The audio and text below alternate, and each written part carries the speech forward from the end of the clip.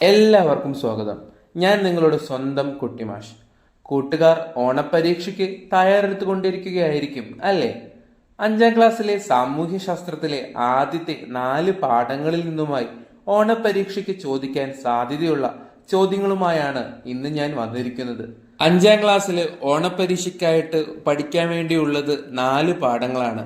പീലിയുടെ ഗ്രാമം, ഭക്ഷണവും മനുഷ്യരും, തൊഴിൽ വൈവിധ്യങ്ങൾ, വസ്ത്രത്തിന്റെ നാളുവഴികൾ. ഇങ്ങനെ 4 പാഠങ്ങൾ. അപ്പോൾ നമുക്ക് ഒന്നാമത്തെ പാഠം ഒന്ന് നോക്കിയാലോ. പീലിയുടെ ഗ്രാമത്തില് വളരെ കുറച്ച് ചോദ്യങ്ങൾ മാത്രമേ ഉണ്ടാകൂ. അതും പഠിക്കാൻ വളരെ എളുപ്പമായിരിക്കും. ഒന്നാമത്തെ ചോദ്യം: നഗരത്തിന്റെയും ഗ്രാമത്തിന്റെയും സവിശേഷതകൾ എന്തൊക്കെയാണ്? നഗരത്തിൻ്റെത് ജീവിത ചിലവ് കൂടുതലായിരിക്കും, പരിസ്ഥിതി മലിനീകരണം കൂടുതലായിരിക്കും, ആധുനിക സാങ്കേതിക വിദ്യകൾ കൂടുതലായി ഉപയോഗിക്കുന്നു, ജനങ്ങൾ തിങ്ങിപ്പാർക്കുന്നു.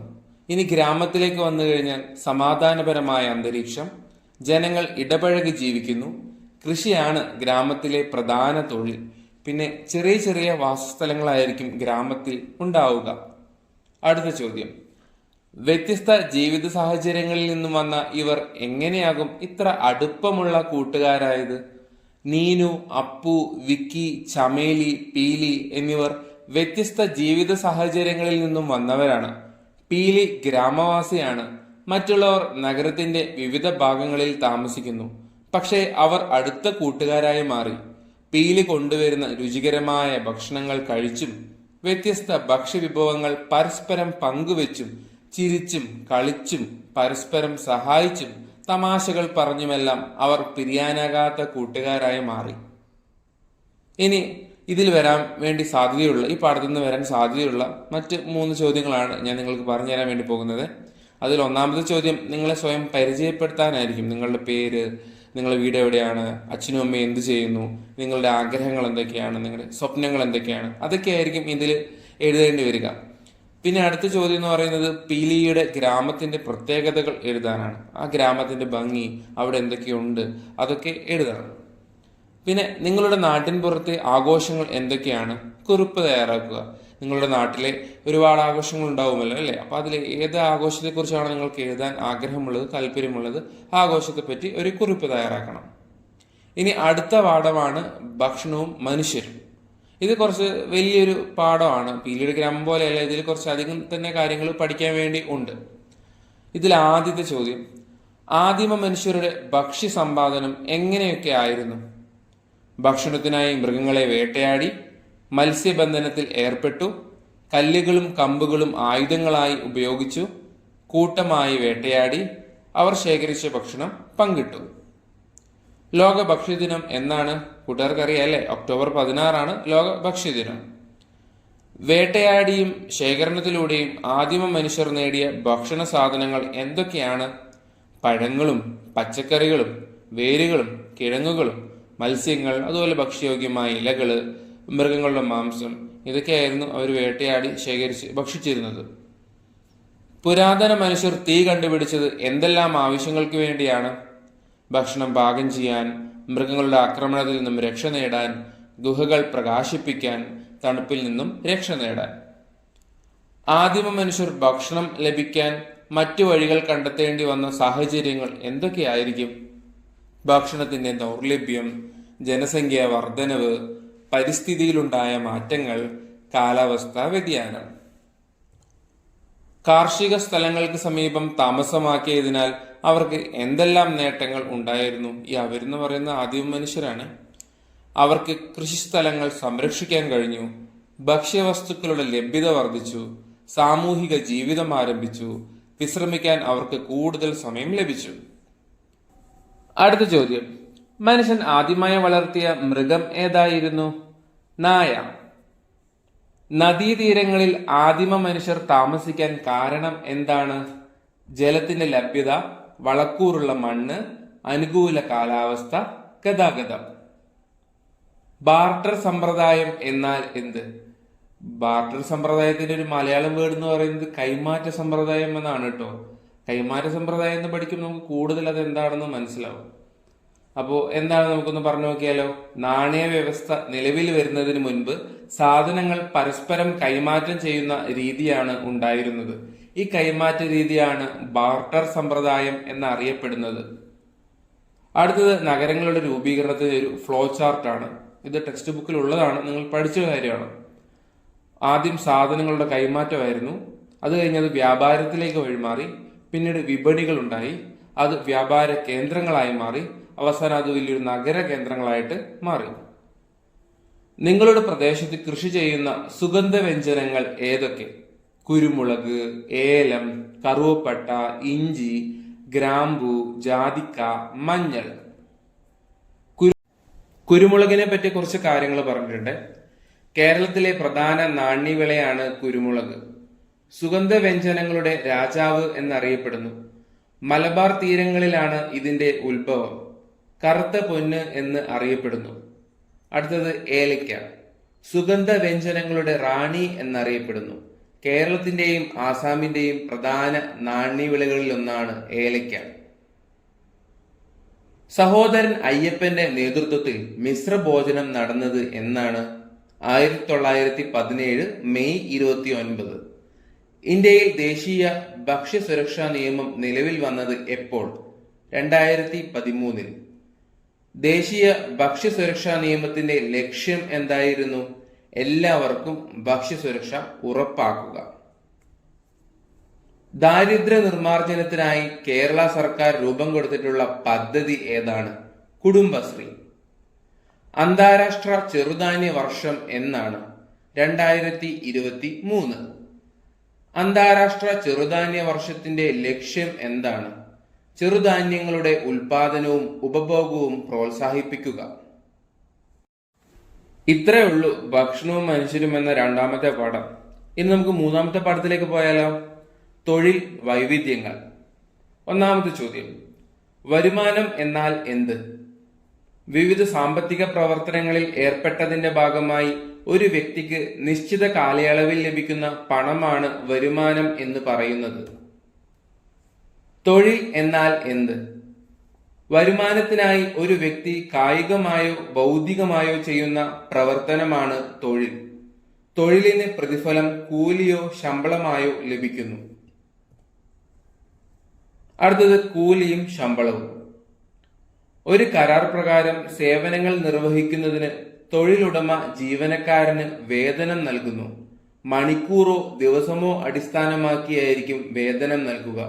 ഇത്തരത്തിലുള്ള വേതനമാണ് കൂലി.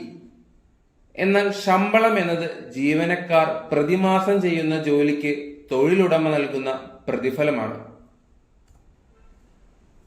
വരുമാന സ്രോതസ്സുകളും അവയിൽ നിന്ന് ലഭിക്കുന്ന വരുമാനവും. കൃഷിയിൽ നിന്ന് ലഭിക്കുന്ന വരുമാനമാണ് വിള, അല്ലെ? തൊഴിലിൽ നിന്ന് ലഭിക്കുന്നത് എന്താണ് വരുമാനം? കൂലി അല്ലെങ്കിൽ ശമ്പളം. ബിസിനസ്സിൽ നിന്നൊക്കെ എന്താ ലഭിക്കുക? ലാഭം. ബാങ്ക് നിക്ഷേപത്തിൽ നിന്ന് ലഭിക്കുന്നത് എന്താ? എളുപ്പം അല്ലെ? പലിശ. ആസ്തികളിൽ നിന്ന് ലഭിക്കുന്നതോ, അത് നമുക്ക് സ്വന്തമായിട്ടൊരു കടമുറി അല്ലെങ്കിൽ നമുക്കൊരു വീടുണ്ടെങ്കിൽ ആ വീട് വാടകയ്ക്ക് കൊടുക്കുമ്പോൾ, അല്ലെങ്കിൽ ഈ കടമുറി വാടകയ്ക്ക് കൊടുക്കുമ്പോൾ, അല്ലെങ്കിൽ പൈസയൊക്കെ പലിശയ്ക്ക് കൊടുക്കാറില്ലേ? അപ്പൊ അങ്ങനെ കൊടുക്കുമ്പോൾ ഒക്കെ നമുക്ക് കിട്ടുന്ന എന്താ? വാടകയോ അല്ലെങ്കിൽ പലിശയോ ഒക്കെ കിട്ടും. അടുത്തത് വ്യക്തിഗത വരുമാനം. ഒരു വ്യക്തിക്ക് വിവിധ സ്രോതസ്സുകളിൽ നിന്നും ഒരു നിശ്ചിത കാലയളവിൽ ലഭിക്കുന്ന ആകെ വരുമാനമാണ് വ്യക്തിഗത വരുമാനം. കുടുംബ വരുമാനം. ഒരു കുടുംബത്തിലെ അംഗങ്ങൾക്കെല്ലാം കൂടി ഒരു നിശ്ചിത കാലയളവിൽ ലഭിക്കുന്ന ആകെ വരുമാനമാണ് കുടുംബ വരുമാനം. ഇനി നമുക്ക് കാർഷിക തൊഴിലുകൾ ഏതൊക്കെയാണെന്ന് നോക്കിയാലോ? നെൽകൃഷി, മത്സ്യകൃഷി, പച്ചക്കറി കൃഷി, കന്നുകാലി വളർത്തൽ, പട്ടുനൂൽ കൃഷി, ഇതെല്ലാം കാർഷിക തൊഴിലുകളാണ്. എന്നാൽ കാർഷികേതര തൊഴിലുകൾ എന്തായിരിക്കും? പേരിൽ തന്നെ ഉണ്ടല്ലേ, കാർഷികേതരം. അപ്പൊ കൃഷിയുമായിട്ട് വലിയ ബന്ധങ്ങളൊന്നുമില്ല. അപ്പൊ അത് തന്നെ കച്ചവടം, ബിസിനസ്, ബാങ്കിങ്, അധ്യാപനം, ഗതാഗതം. ഇനി സ്വയം തൊഴിൽ എന്തായിരിക്കും? പേരിൽ തന്നെയുണ്ട് ഉത്തരം. ഏതെങ്കിലും തൊഴിലുടമയുടെ നിയന്ത്രണത്തിലല്ലാതെ സ്വതന്ത്രമായി, അതായത് സ്വന്തമായി സാമ്പത്തിക പ്രവർത്തനത്തിലൂടെ ഉപജീവനം നടത്തുന്നതിനെയാണ് സ്വയം തൊഴിൽ എന്ന് പറയുന്നത്. അതായത് സ്വന്തമായിട്ട് അച്ചാർ യൂണിറ്റ്, കേക്ക് നിർമ്മാണ യൂണിറ്റ്, അതുപോലുള്ള കാര്യങ്ങളൊക്കെ നിങ്ങൾ ചെയ്യുന്നത് കണ്ടിട്ടില്ലേ? അപ്പോൾ അതൊക്കെ സ്വയം തൊഴിലിൽ പെടുന്നതാണ്. സ്വയം തൊഴിൽ പദ്ധതികൾ. നവജീവൻ പദ്ധതി അത് മുതിർന്ന പൗരന്മാർക്ക് വേണ്ടി ഉണ്ടാക്കിയിരിക്കുന്ന ഒരു പദ്ധതിയാണ്. ഗവൺമെന്റ് വിഭാവനം ചെയ്തൊരു പദ്ധതിയാണ് നവജീവൻ പദ്ധതി. കൈവല്യ പദ്ധതി ഭിന്നശേഷിക്കാർക്ക് വേണ്ടി. ശരണ്യ പദ്ധതി വനിതകൾക്ക് വേണ്ടി. ഇത്രയുള്ളൂ തൊഴിൽ വൈവിധ്യങ്ങൾ എന്ന് പറഞ്ഞ മൂന്നാമത്തെ പാഠം. ഇനി നമുക്ക് നാലാമത്തെ പാഠത്തിലേക്ക് പോയാലോ? വസ്ത്രത്തിന്റെ നാൾവഴികൾ. ഒന്നാമത്തെ ചോദ്യം: ആദിമ മനുഷ്യൻ പ്രതികൂല കാലാവസ്ഥകളെ എങ്ങനെയാണ് നേരിട്ടത്? തീ ഉപയോഗിച്ചു, വീടുകളിൽ തന്നെ താമസിച്ചു, കാലാവസ്ഥയ്ക്കനുസരിച്ച് വസ്ത്രങ്ങളിൽ മാറ്റം വരുത്തി. അതായത് തണുപ്പ് കാലത്ത് നല്ല കട്ടിയുള്ള വസ്ത്രങ്ങൾ ധരിച്ചു, ചൂട് കാലത്ത് ലൈറ്റ് ആയിട്ടുള്ള ഡ്രസ്സൊക്കെ ധരിച്ചു. അങ്ങനെ ഇന്ന് മനുഷ്യർ എന്തെല്ലാം തരത്തിലുള്ള വസ്ത്രങ്ങളാണ് ഉപയോഗിക്കുന്നത്? കോട്ടൺ, സിൽക്ക്, കമ്പിളി വസ്ത്രങ്ങൾ, നൈലോൺ വസ്ത്രങ്ങൾ, പോളിസ്റ്റർ വസ്ത്രങ്ങൾ. അങ്ങനെ ഏതെല്ലാം വസ്തുക്കളാണ് ആദിമ മനുഷ്യർ വസ്ത്രങ്ങളായി ഉപയോഗിച്ചിരുന്നത്? മരവുരി, പുല്ല്, മൃഗങ്ങളുടെ തൊലി, ഇലകൾ. മരവുരി എന്ന് പറഞ്ഞാല് മരത്തിന്റെ തൊലിയാണ് കേട്ടോ. വസ്ത്രങ്ങൾ നമുക്ക് എങ്ങനെയെല്ലാം പ്രയോജനപ്പെടുന്നു? തണുപ്പിൽ നിന്നും നമ്മെ സംരക്ഷിക്കും അല്ലെ? ചൂടിൽ നിന്നുള്ള സംരക്ഷണം, ശരീരത്തിലെ ചൂട് നിലനിർത്തുന്നു, പ്രാണികളിൽ നിന്നുള്ള സംരക്ഷണം, പൊടികളിൽ നിന്നുള്ള സംരക്ഷണം. അത്രേ ഉള്ളൂ. അടുത്ത ചോദ്യം: ആദിമ മനുഷ്യരുടെ വസ്ത്രനിർമ്മാണം ഇന്നത്തേതുപോലെ ആയിരുന്നില്ല. കാരണം എന്തായിരിക്കാം? ആദിമ മനുഷ്യർ വേട്ടയാടി ജീവിച്ചിരുന്ന കാലത്ത് ചുറ്റുപാടുകളിൽ നിന്നും ലഭിച്ച വസ്തുക്കളെ വസ്ത്രമായി ഉപയോഗിച്ചിരുന്നു. കാരണം ആദ്യകാല മനുഷ്യർക്ക് കൃഷി അറിയില്ലായിരുന്നു, നെയ്ത്തുവിദ്യയെക്കുറിച്ചും അവർക്ക് അറിവില്ലായിരുന്നു. അതുകൊണ്ട് തന്നെ അവർ മൃഗങ്ങളുടെ തൊലിയും രോമങ്ങളും വൃത്തിയാക്കി വസ്ത്രങ്ങൾ ഉണ്ടാക്കി. അതുപോലെ തന്നെ മരത്തോലും ഇലകളും അവർ വസ്ത്രങ്ങൾ ഉണ്ടാക്കാൻ ഉപയോഗപ്പെടുത്തി. എന്താണ് നെയ്ത്ത്? വളരെ പ്രധാനപ്പെട്ട ഒരു ചോദ്യമാണ്. നാരുകൾ കൂട്ടിച്ചേർത്ത് പിരിച്ച് നീളമുള്ള നൂലുകളാക്കി ഇത്തരത്തിലുള്ള നൂലുകൾ ഉപയോഗിച്ചുകൊണ്ട് തുണി ഉണ്ടാക്കുന്ന വിദ്യയാണ് നെയ്ത്ത്. ആദിമ മനുഷ്യർ വസ്ത്രങ്ങൾ തുന്നിയത് എന്തുപയോഗിച്ചാണ്? കൽസൂചി. ആദ്യകാലത്ത് വസ്ത്രങ്ങൾക്ക് നിറം കൊടുക്കാൻ ഉപയോഗിച്ച ചെടി ഏത്? നീലം ചെടി. ലോകത്ത് ഏറ്റവും കൂടുതൽ ചണം ഉൽപ്പാദിപ്പിക്കുന്നത് എവിടെയാണ്? ഗംഗാതീരത്ത്. ഇന്ത്യയിലാണ് കേട്ടോ. ഇന്ത്യയിലാണല്ലോ ഗംഗാ നദി ഒഴുകുന്നത്. കേരളത്തിലെ പ്രധാനപ്പെട്ട കൈത്തറി കേന്ദ്രങ്ങൾ എവിടെയൊക്കെയാണ്? തിരുവനന്തപുരം ജില്ലയിലെ ബാലരാമപുരം, കണ്ണൂർ ജില്ല, തൃശൂർ ജില്ലയിലെ കുത്താമ്പുള്ളി. സ്പിന്നിംഗ് ജെന്നി കണ്ടുപിടിച്ചത് ആരാണ്? James Hargreaves. യന്ത്രത്തേറി കണ്ടുപിടിച്ചത് ആരാണ്? എഡ്മണ്ട് കാർട്ട്റൈറ്റ്. ഇന്ത്യയിൽ കച്ചവടത്തിന് വന്ന യൂറോപ്യർ ആരൊക്കെ? ബ്രിട്ടീഷുകാർ, പോർച്ചുഗീസുകാർ, ഡച്ചുകാർ, ഫ്രഞ്ചുകാർ. ഇന്ത്യയിൽ വസ്ത്രനിർമ്മാണത്തെ യന്ത്രവൽക്കരണം സ്വാധീനിച്ചത് എങ്ങനെയാണ്? യന്ത്രവൽക്കരണത്തിന്റെ ഭാഗമായി കൂടുതലായി ഉൽപ്പാദിപ്പിച്ച തുണികൾ വിറ്റഴിക്കാൻ കമ്പോളങ്ങൾ തേടി യൂറോപ്യർ ലോകത്തിന്റെ വിവിധ ഭാഗങ്ങളിലേക്ക് സഞ്ചരിച്ചു. കൂട്ടത്തിൽ അവർ ഇന്ത്യയിലേക്കും എത്തി. തുണി വ്യവസായത്തിന് ആവശ്യമായ അസംസ്കൃത വസ്തുക്കൾ ഇന്ത്യയിൽ നിന്നും അവർ യൂറോപ്പിലേക്ക് കൊണ്ടുപോയി.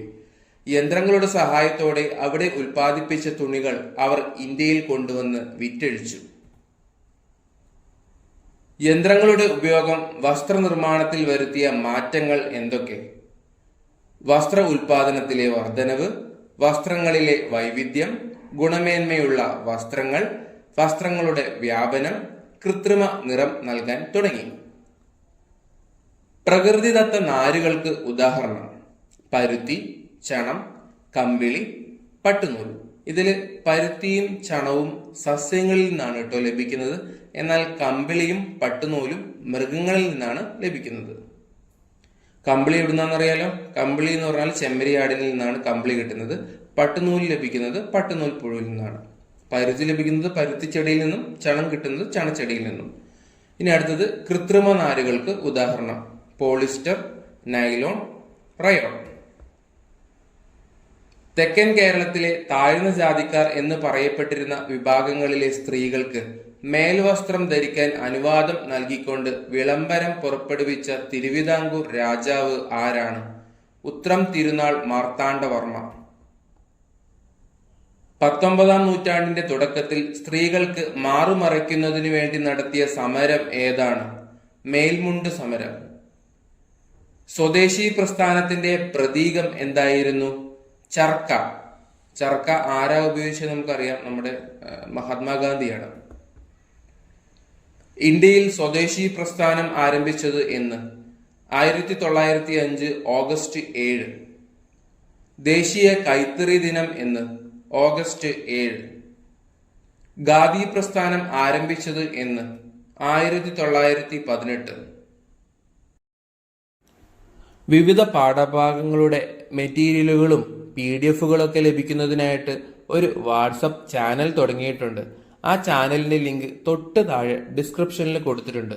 താല്പര്യമുള്ളവർക്ക് ആ ചാനലിൽ ജോയിൻ ചെയ്യാവുന്നതാണ്. കുട്ടിമാഷിന്റെ ഈ ക്ലാസ് ഇഷ്ടമായെങ്കിൽ ഈ ചാനൽ സബ്സ്ക്രൈബ് ചെയ്യാൻ മറക്കില്ലല്ലോ അല്ലേ? ആ ബെൽ ബട്ടൺ കൂടി അമർത്താൻ മറക്കരുത്.